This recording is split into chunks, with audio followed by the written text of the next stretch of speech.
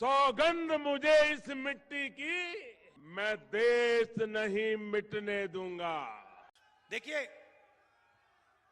मेरे दिमाग में एक नंबर है, नरेंद्र मोदी जी। मांड्या में गणेश विसर्जन के दौरान हिंसा।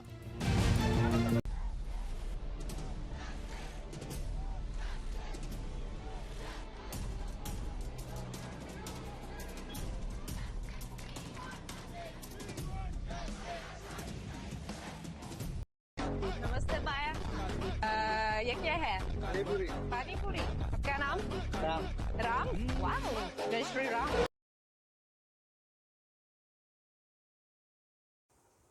નમસ્તે દર્શક મિત્રો, સારદર્શીના વધુ એક એપિસોડમાં આપનું સ્વાગત છે. આજના સમાચારો પર નજર કરીએ, સમાચારનું વિશ્લેષણ પ્રસ્તુત કરીએ. બહુ સારા સમાચાર છે કે નવસારીમાં પારસી સમાજ છે એણે 45 વર્ષથી એ ગણેશ સ્થાપન કરે છે નવસારીના જૂના થાણા વિસ્તારમાં, અને છેલ્લા 17 વર્ષથી પારસી યુવાનો આસ્થા સાથે આ મંડળ ચલાવી રહ્યા છે. બહુ સારી વાત છે. આવા દૃષ્ટાંતો છે એ સમાજને બળ પૂરું પાડે છે અને સાંપ્રદાયિક સદભાવના વધારે છે. વાત કરીએ મહેસાણાની. મહેસાણામાં વડનગર, જે નરેન્દ્ર મોદીજીનું જન્મસ્થાન છે, આર્કિયોલોજીકલ એક્સપિરિયન્સ મ્યુઝિયમ ત્યાંની કામગીરી ચાલે છે અને એ જોરશોરથી ચાલે છે. માત્ર 10% જેટલું કામ બાકી છે. અને આ મ્યુઝિયમની ખાસિયત એ છે કે 7 સદીના એની જે સંસ્કૃતિ છે, જૂનો ઇતિહાસ છે વડનગરનો, એ ઇતિહાસ એટલે કે 2800 વર્ષ જૂનો વારસો છે, એનાથી ઉજાગર થશે. નરેન્દ્ર મોદીજી વારસા ઉપર બહુ ભાર આપતા હોય છે. હમણાં જ પોર્ટ બ્લેરનું નામ છે શ્રી વિજયપુરમ કર્યું. તો આ વાત છે. હવે વડાપ્રધાન નરેન્દ્ર મોદી છે એ 21થી 23 સપ્ટેમ્બર દરમિયાન અમેરિકા જવાના છે અને ત્યાં 4થા ક્વાડ શિખર સંમેલનમાં ભાગ લેવાના છે. ક્વાડ શિખર સંમેલન એટલે અમેરિકા, ભારત, જાપાન અને ઓસ્ટ્રેલિયા, આ 4 દેશોનું બનેલું એક સંગઠન, અને ચીનની સામે ચીનના જવાબ રૂપે એટલે આ 4 દેશો ભેગા થયા છે. અમેરિકામાં નરેન્દ્ર મોદીજી જવાના છે એના પહેલાં જ ન્યૂયોર્કમાં સ્વામિનારાયણ મંદિર, એમાં તોડફોડના સમાચાર આવ્યા છે. હવે આ જોવાનું રહે છે કે જમ્મુ કાશ્મીરમાં ડોડામાં જ નરેન્દ્ર મોદીજીની રેલી હતી, તો કિશ્તવાડ ને બારામુલ્લાને ત્યાં એન્કાઉન્ટર થયા અને ત્રાસવાદીઓએ 2 જવાનોને વીરગત પમાડ્યા, અને એની સામે આપણા જવાનોએ પણ 5 ત્રાસવાદીઓને ઠાર માર્યા. પરંતુ આ જે આક્રમણ થયું ત્યાં, એ વાત નોંધવા જેવી છે. એ જ રીતે અહીંયા આવવાના હતા ત્યારે પણ સુરત, વડોદરા, ભરૂચ, કચ્છ, આ બધી જગ્યાએ, અને છેલ્લે કઠલાલ, એમાં જેહાદીઓને ઉત્પાત મચાવ્યો. તો આ જે ઘટનાઓ બની રહી છે એની ક્રોનોલોજી સમજવાની જરૂર છે. હવે અમેરિકામાં પણ આ થયું. અહીંયા એ જોવાની જરૂર છે કે સ્વામિનારાયણ મંદિર કેમ, બીજા મંદિરો પણ હશે જ અમેરિકામાં, પરંતુ સ્વામિનારાયણ સંપ્રદાયના અનુયાયીઓ ગુજરાતમાં ભાજપને જીતાડવા માટે મહત્ત્વનું પ્રદાન કરતા હોય છે. નરેન્દ્ર મોદીજી અને પ્રમુખ સ્વામીનો નરેન્દ્ર મોદીજીએ કહ્યું હતું કે દિવંગત પ્રમુખ સ્વામી એના એક પિતાતુલ્ય આશીર્વાદને જ્યાં હોય ત્યાં, એટલે વડાપ્રધાન એટલે એ વખતે એ મુખ્યપ્રધાન હતા કે પછી બીજા કોઈ પણ પદ ઉપર હોય, એ જ્યાં હોય ત્યાં એમને ફોન કરતા હતા, એમની પેન આપી હતી. આ બધા આપણને ખબર છે કે કેટલું નજીક છે.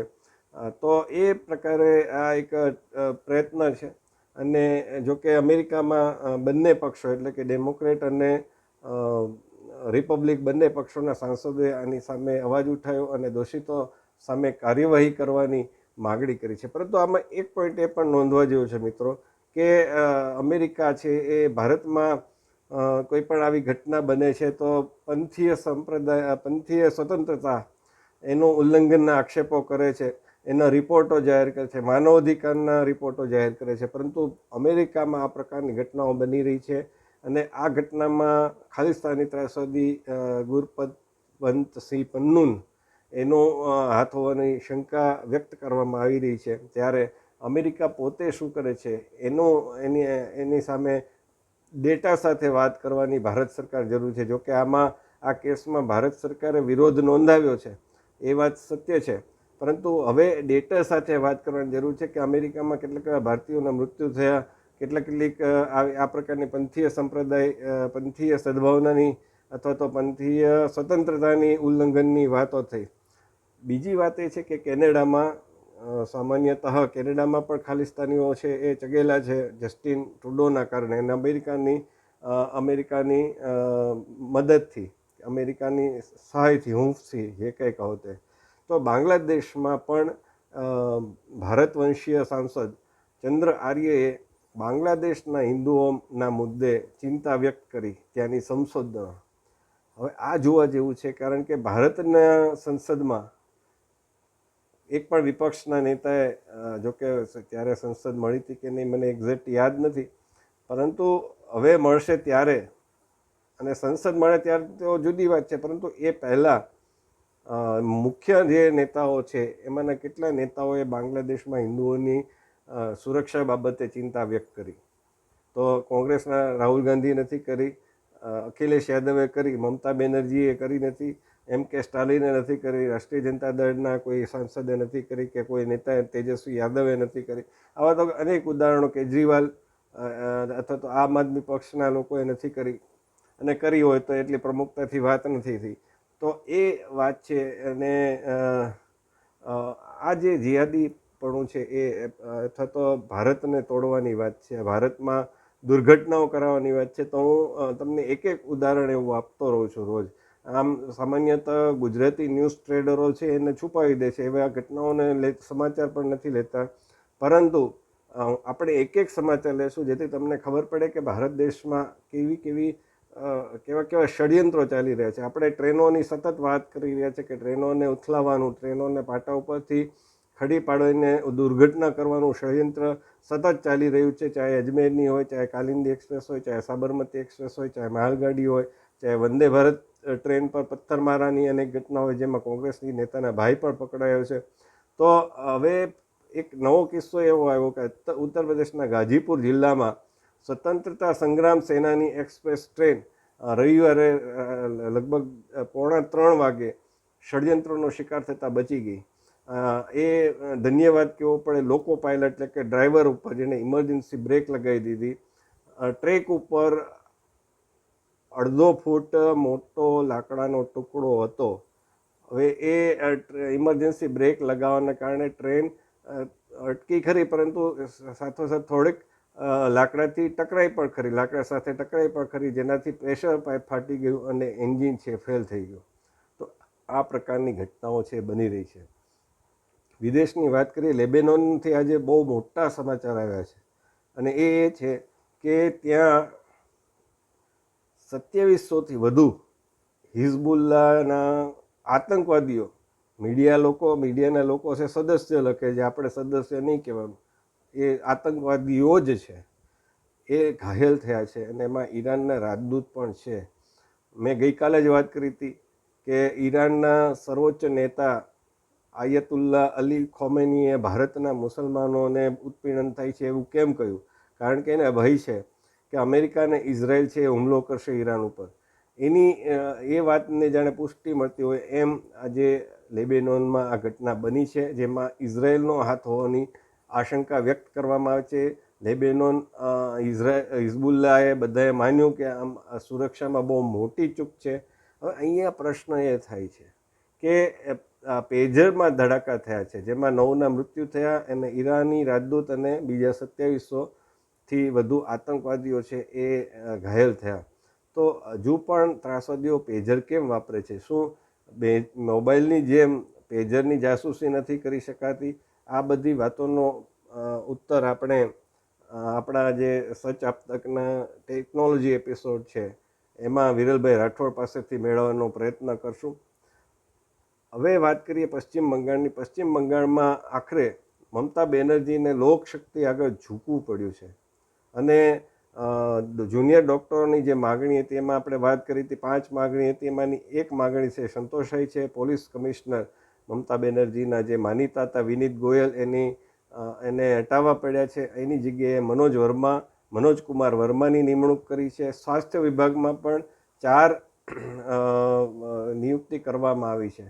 હવે આની સાથે જોડાયેલા બીજા એક સમાચાર જોઈએ તો કોર્ટમાં, સુપ્રીમ કોર્ટમાં આ કેસ મુદ્દે સતત સુનાવણી ચાલી રહી છે, પરંતુ તમે જુઓ કે એમાં ઇન્દિરા જયસિંહ જે સામાન્યતઃ સેક્યુલર ઇકોસિસ્ટમના જ વકીલ ગણાય છે, માનવ અધિકારના કેસો લડતા હોય છે, એ અને કપિલ સિબ્બલ બંને સામસામે આવી ગયા. અને ઇન્દિરા જયસિંહે એવું કહ્યું કે મમતા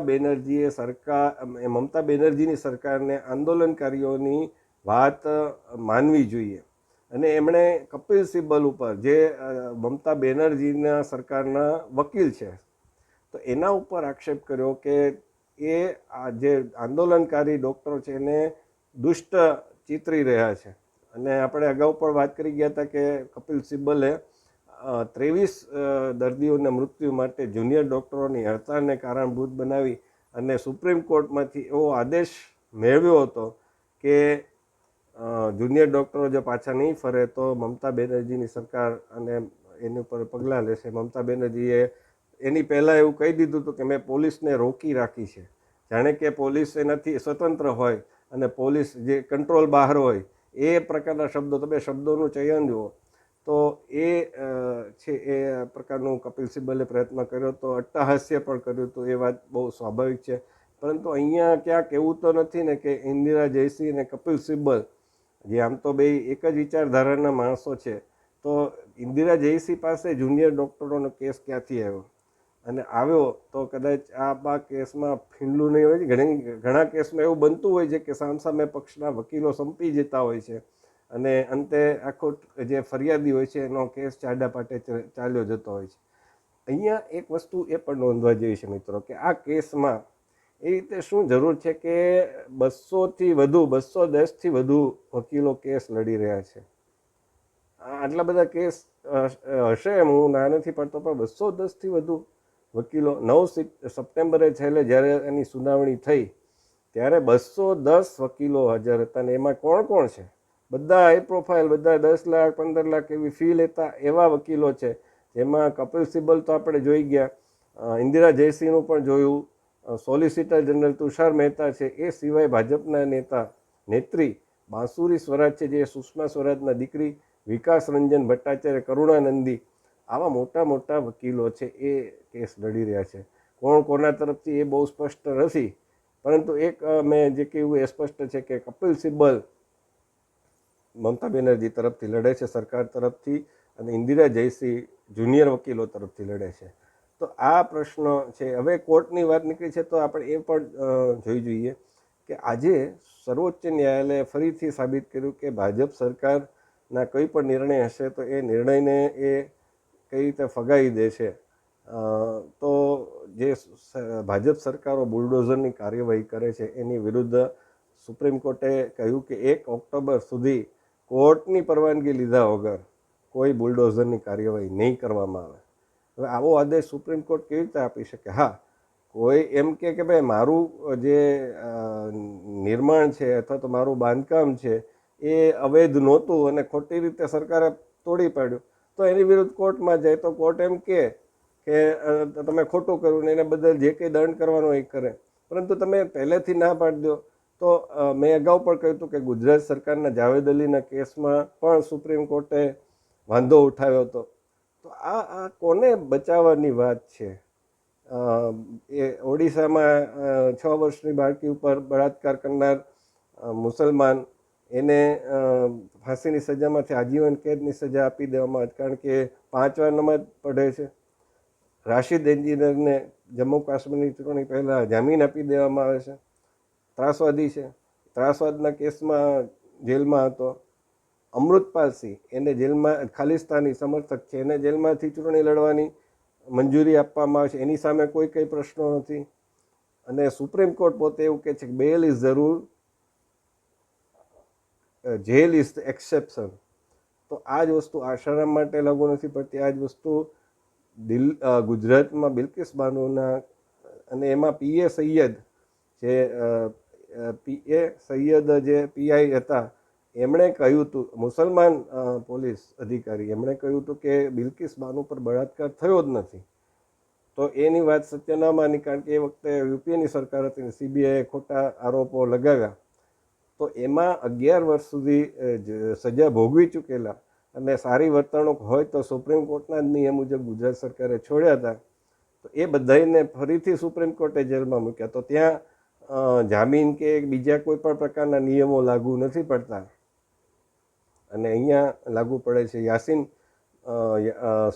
યાકુબ મેમણ માટે અડધી રાત્રે સુપ્રીમ કોર્ટ છે બેસે છે. તિસ્તા સેતલવાડ માટે શનિવાર હોય છે, રજા હોય છે, ચંદ્રચૂડ કાર્યક્રમ માણતા હોય છે નૃત્યનો, અને એમના ઉપર ફોન આવે છે એટલે એ બીજા જજને કહીને કોર્ટ ખોલાવડાવે છે. તિસ્તા સેતલવાડને તાત્કાલિક જામીન મળી જાય છે, અથવા તો હું ભૂલતો તો કદાચ એન્ટિસેપ્ટરી બેલ અથવા આગોતરા જામીન અથવા તો એની ધરપકડ સ્ટે, જે કહે ત્યારે મને એક્ઝેક્ટ યાદ નથી, પણ આ તિસ્તા સેતલવાડને ટૂંકમાં રાહત મળે એવું શનિવારની રાત્રે કરવામાં આવ્યું હતું. તો આ જે થઈ રહ્યું છે, અને પાછું આમાં જોવા જેવી બાબત એ છે કે વડાપ્રધાન નરેન્દ્ર મોદી એ ચંદ્રચૂડજીના ઘરે જાય છે, તો એમાં પાછો આ લોકો ઉહાપો મચાવે છે, પ્રશાંત ભૂષણ વગેરે જે જજો છે. એટલે આમાં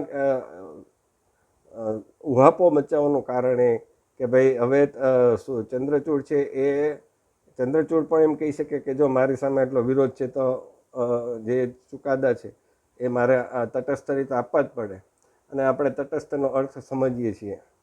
તો બધાના હેતુ સર થઈ ગયા, બધા ખુશ થઈ ગયા, હિન્દુવાદીઓ ખુશ થઈ ગયા કે ભાઈ જો વડાપ્રધાન છે ચંદ્રચૂડજીના ઘરે ગયા, ત્યાં આરતી કરી અને એનાથી ડાબેરીઓના પેટમાં દુખ્યું. ડાબેરીઓ છે એ ખોટે વિરોધ કરે અને પછી આ પ્રકારના ચુકાદાઓ તો મેળવે જ છે. હવે દિલ્હીની વાત કરીએ. દિલ્હીમાં આજે જે પ્રમાણે ગઈકાલે આપણે વાત કરી હતી એમ મુખ્યપ્રધાન અરવિંદ કેજરીવાલે ત્યાગપત્ર આપી દીધો અને એના સ્થાને આતિશી માર્લેનાને એને ચૂંટવામાં આવ્યા વિધાયકો દ્વારા, ધારાસભ્યો દ્વારા. આ પણ અપેક્ષિત હતું. આપણે ગઈકાલે પણ વાત કરી હતી કે આતિશી માર્લેના, સૌરભ ભારદ્વાજ અને સુનિતા કેજરીવાલ આ ત્રણના નામો છે. હવે આમાં આતિશી માર્લેનાનો જો આપણે બેકગ્રાઉન્ડ જોઈએ તો એને આપમાં લાવનાર એ યોગેન્દ્ર યાદવ હતા. તો યોગેન્દ્ર યાદવ અને પ્રશાંત ભૂષણને 2015માં અરવિંદ કેજરીવાલ સાથે બહુ મોટી ભાંજગડ થઈ ગઈ હતી અને અરવિંદ કેજરીવાલે એમને બંનેને પક્ષમાંથી નીકળી જવું પડે એ પ્રકારનું વાતાવરણ કર્યું હતું. તો એ સમયે આતિશી માર્લેના, કારણ કે યોગેન્દ્ર યાદવ એને લઈને આવ્યા હતા તો એમને પક્ષના પ્રવક્તા પદેથી હટાવી દેવામાં આવ્યા હતા. પરંતુ આ રાજકારણની એક તાસીર છે એ જોવા જેવું છે કે આતિશી માર્લેનાએ તરત જ યોગેન્દ્ર યાદવ સાથેની ઘનિષ્ઠતા ફગાવી દીધી અને પત્ર લખી અને યોગેન્દ્ર યાદવ અને પ્રશાંત ભૂષણ એનેથી પોતાનું અંતર બનાવી લીધું અને કેજરીવાલના નેતૃત્વમાં વિશ્વાસ વ્યક્ત કર્યો. આનું પરિણામ એને 5 વર્ષ પછી મળ્યું, જ્યારે 2020માં પહેલીવાર એમને કાલકાજી બેઠક ઉપરથી વિધાનસભાની ટિકિટ આપવામાં આવી અને જીતી ગયા અને એને ફરીથી મીડિયામાં પ્રવક્તા બનાવવામાં આવ્યા અને મનીષ સિસોદિયા અને સત્યેન્દ્ર જૈન આ બંને પ્રધાનો છે જેલમાં ગયા. તો આતિશીને કેજરીવાલના કેબિનેટમાં સમાવવામાં આવ્યા અને મહત્ત્વના જે મનીષ સિસોદિયાને સંભાળતા હતા એવા વિભાગો, શિક્ષણ અને વીજળી એ સહિત 18 વિભાગોની જવાબદારી સોંપવામાં આવી. હવે આની સામે જે આપે જ જેને રાજ્યસભા સાંસદ બનાવ્યા હતા, જેને દિલ્હી મહિલા આયોગના અધ્યક્ષા બનાવ્યા હતા, એવા સ્વાતિ માલીવાલ જેને એટલે અભિષેક મનુ સિંઘવી કેજરીવાલના કેસો લડી રહ્યા છે ને એવી ચર્ચા હતી કે અભિષેક મનુ સિંઘવીને રાજ્યસભાના સાંસદ બનાવવા માટે સ્વાતિ માલીવાલને ત્યાગપત્ર આપવાની ફરજ પાડવા માટે એને બોલાવવામાં આવ્યા હતા મુખ્યપ્રધાનના નિવાસસ્થાને, પરંતુ એ ન માન્યા. ત્યારે અરવિંદ કેજરીવાલના સચિવ બિભવ કુમાર એણે મારામારી કરી, એના બધા ફૂટેજ નાન તેનો કેસ પણ ચાલી રહ્યો છે, એમાં ધરપકડ પણ થઈ અને કોર્ટમાંથી મેં કહ્યું એમ બેલ ઇઝ રૂલ, તો એ પ્રમાણે એમને જામીન મળી ગયા છે. તો એ સ્વાતિ માલીવાલે એવું આજે લખ્યું કે બહુ દુઃખની વાત છે કે દિલ્હીના મુખ્યપ્રધાન તરીકે એક એવી મહિલાને બેસાડવામાં આવે છે જેના પરિવારે આતંકવાદી અફઝલ ગુરુને ફાંસીથી બચાવવા માટે લાંબી લડાઈ લડી હતી. તો દિલ્હીની મને ચિંતા થાય છે એવું એમણે લખ્યું. તો અહીંયા પ્રશ્ન એ થાય છે કે એનું બેકગ્રાઉન્ડ શું છે? તો બેકગ્રાઉન્ડ એ છે કે એના પિતા વિજયકુમારસિંહ અને માતા તૃપ્તા વાહી એ હાર્ડકોર કોમ્યુનિસ્ટ છે, કટ્ટર કોમ્યુનિસ્ટ છે, સામ્યવાદી છે. અને એમણે રાષ્ટ્રપતિને અફઝલ ગુરુ એટલે ભારતની સંસદ ઉપર હુમલો કરનાર અફઝલ ગુરુ એની ફાંસીની સજા રોકવા માટે રાષ્ટ્રપતિ પ્રણવ મુખર્જીને દયા યાચના કરી. One more has been saved from being hanged. So to that extent we are happy. But we are unhappy that Afzal has been made, in our political understanding, the scapegoat. આમાં નવાઈ શું છે? અરવિંદ કેજરીવાલે દેવેન્દ્રસિંહ ભુલ્લરની ફાંસી રોકવા માટે પ્રણવ મુખર્જીને પત્ર લખ્યો હતો અને એ પણ એની પહેલાં જે પન્નુન છે એણે કહ્યું હતું કે એના માટે એણે ફંડ લીધું હતું. કેજરીવાલ પર એવો આક્ષેપ છે ને એનો કેસ પણ છે. તો આ પ્રકારનો ગંભીર આક્ષેપ જો અરવિંદ કેજરીવાલ પર હોય તો એના સાથી એવા નીચેના હોય એ તો હોય એમાં કંઈ ભાઈ ચોંકાવનારી વાત કઈ છે? વિજયકુમાર સિંહ અને તૃપ્તા વાહી એમણે એમની દીકરીની અટક મારલેના કેમ કરી? તો એનું કારણ એ છે કે એ લોકો કટ્ટર સામ્યવાદી છે અને સામ્યવાદીઓના ગુરુ સર્વોચ્ચ એટલે કાર્લ માર્ક્સ અને વ્લાદિમીર લેનિન. તો કાર્લ માર્ક્સમાં માર્ક્સમાંથી માર અને લેનિનમાંથી લેન, માર લેના એ રીતે અટક કરી હતી. એટલે પોતાની જે ક્ષત્રિયની અટક સિંહ એ ફગાવી અને માર લેના અટક. જોકે પછી વિવાદ થયો એટલે એ અટક પડતી મૂકી અને પછી સિંહ અટક એમણે અપનાવી હતી. પરંતુ આ જે વાત છે કે અરવિંદ કેજરીવાલે પોતે જે કેસમાં ફસાયા છે, દિલ્હી દારૂના આબકારી નીતિના કેસમાં, એમાં ઈડી કોર્ટને અરવિંદ કેજરીવાલે પોતે કહ્યું હતું કે અતિશીપણામાં સંડોવાયેલા છે અને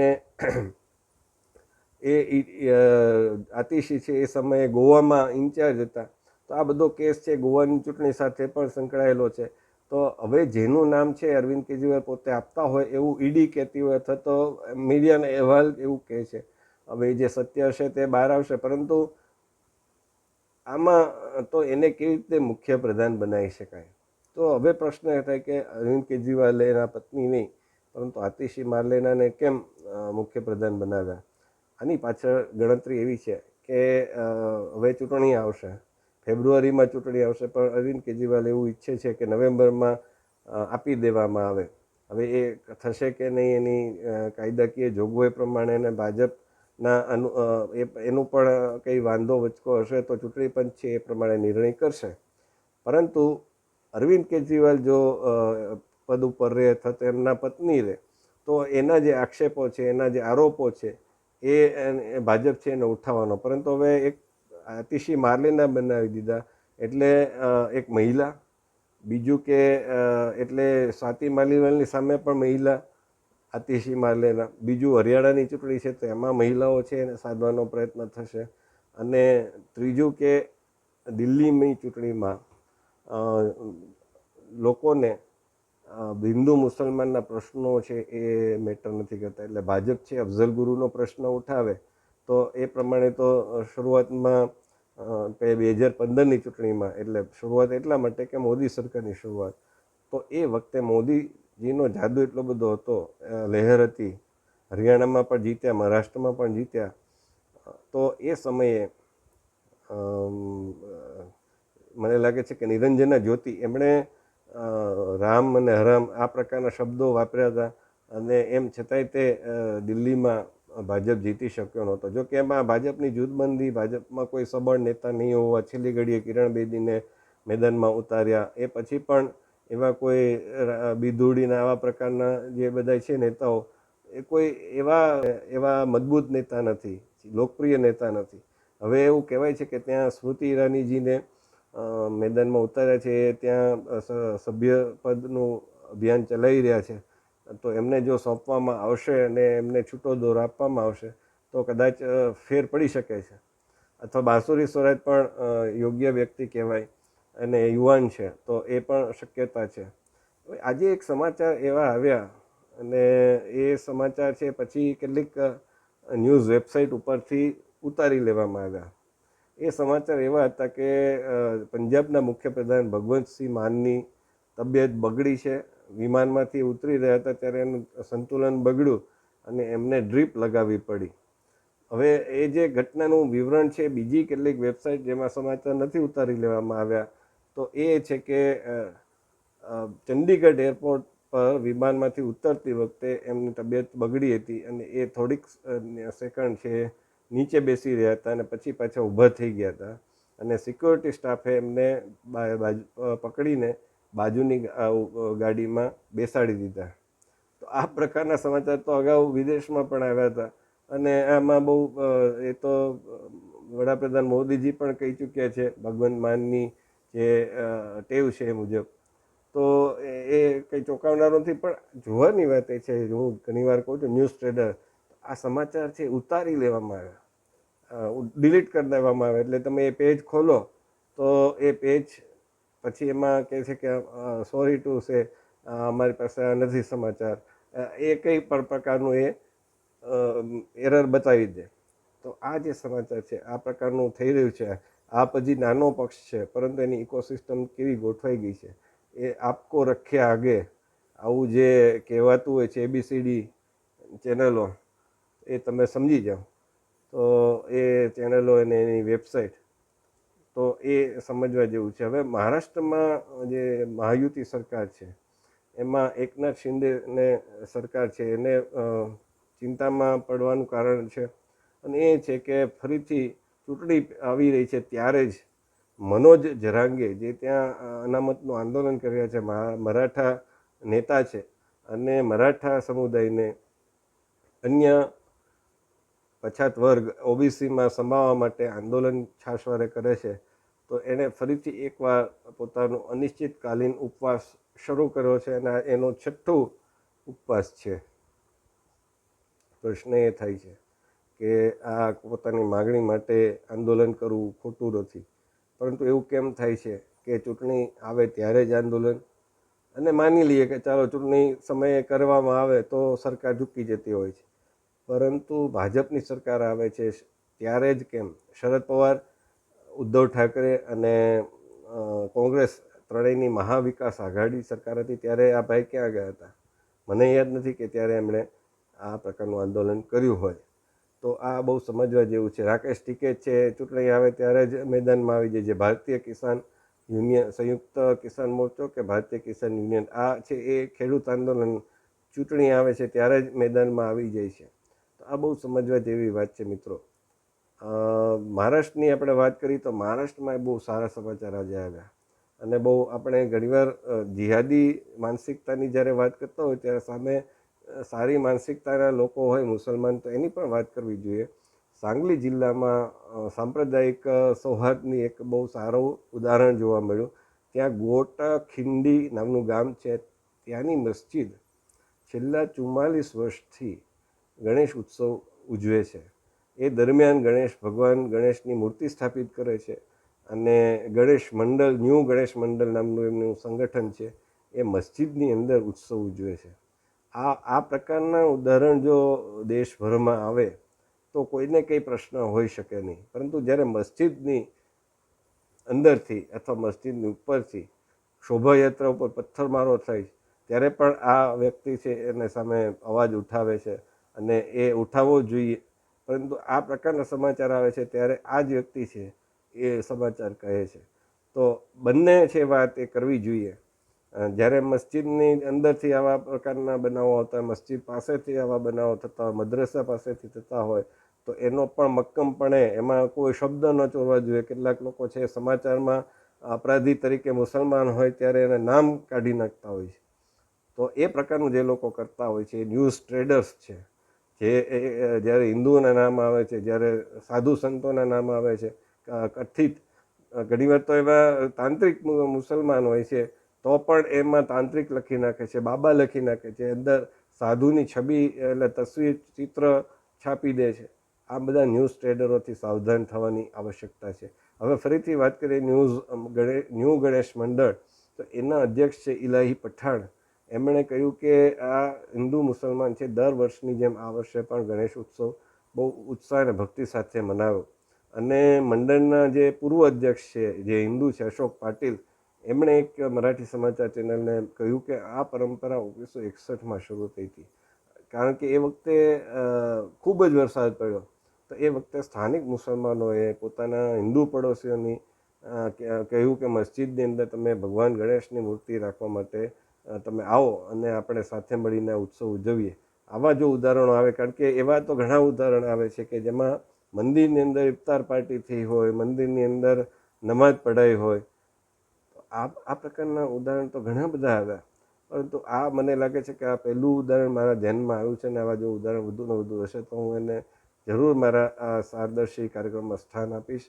આપણે બંને પ્રકારના સમાચારોને લેવા જોઈએ. જે કટ્ટર માનસિકતા છે, જે દેશના વિભાજન માટે કારણભૂત છે, અને દેશના વિભાજન માટે એટલું જ નહીં પરંતુ એનાથી ખોટો એક સંદેશ જાય છે, તુષ્ટિકરણ થાય છે, એને પણ આપણે ઉજાગર કરીશું. આ પ્રકારના સમાચાર પણ આપણે આપીશું.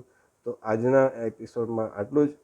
ફરીથી વિનંતી કરું છું કે લાઇક, કોમેન્ટ ને સબસ્ક્રાઈબ કરો. તમારી જે તમને ગમ્યું હોય એ લખો, અને તમને ન ગમ્યું હોય એ પણ લખો. એનાથી મને પ્રેરણા મળે છે, ઉત્સાહ મળે છે, મારું પ્રોત્સાહન થાય છે. અને શેર કરો અને બીજા મિત્રોને પણ જણાવો. આ પ્રકારના સમાચાર છે એ ક્યાંય નથી આવતા. તમે જો કે આજે અમદાવાદ અને ભુજ એ વચ્ચે ટ્રેન ચાલુ થઈ. ગઈકાલે નરેન્દ્ર મોદીએ વડાપ્રધાને લીલી ઝંડી આપી. તો એ સમાચાર આવડા મોટા સમાચાર. અમદાવાદને 7 આઇકોનિક રસ્તા મળ્યા, 4 ફ્લાયઓવર મળ્યા. એ સમાચાર બેધડક રીતે ન્યૂઝ ટ્રેડરોએ છાપ્યા નથી. તો આ પણ આ પ્રકારનું વિકાસના કામ છે. વડાપ્રધાન દ્વારા વિકાસના કામ થાય, એને સમાચારને છાપવો નહીં. તો આ પ્રકારનું થાય તો એની સામે આપણે પણ સક્રિયતા દાખવવી પડશે કે લોકો સુધી સાચા સમાચાર. હા, આપણે ભાજપની પણ ટીકા કરીએ, કોઈ પણ પક્ષની ટીકા કરીએ, એવું ન હોય. જે દેશ હિતની વિરુદ્ધ કામ કરે એ દરેકની ટીકા કરીએ, અને જે સારું કામ કરે, પછી મેં કહ્યું એમ કે મસ્જિદની અંદરથી સારું કામ થાય, અથવા તો કોંગ્રેસની દ્વારા સારું કામ થાય, કે પછી આપ દ્વારા સારું કામ જો ખરેખર કરે એવું કોઈ, તો આપણે એને પણ બિરદાવીએ. આપણે સારા કામને બિરદાવીએ અને ખોટા કામને વખોડીએ. આ જ આપણો ઉદ્દેશ હોવો જોઈએ. તો ત્યાં સુધી, આવતા એપિસોડ સુધી મને રજા આપો. ધન્યવાદ. નમસ્કાર.